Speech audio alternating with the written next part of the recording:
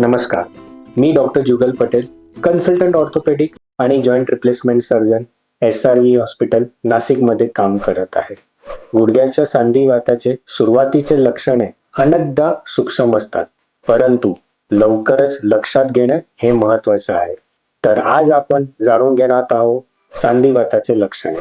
सर्वप्रथम लक्षण म्हणजे सकाळी उठल्यावर गुडघ्यात कडकपणा जाणवतात आणि तो अर्धा तास किंवा त्याहून जास्त वेळ राहतात. जास्त चालल्यावर, जिने चढताना किंवा खूप वेळ बसून उठताना गुडघ्यामध्ये दुखायला सुरुवात होतो. काही लोकांना गुडघ्यामध्ये सूजन जाणवतो, तर चालताना गुडघा अडकतोय किंवा सरकतोय अशी भावना पण येतात.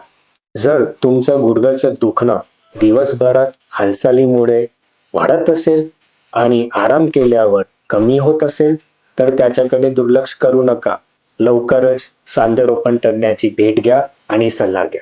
धन्यवाद.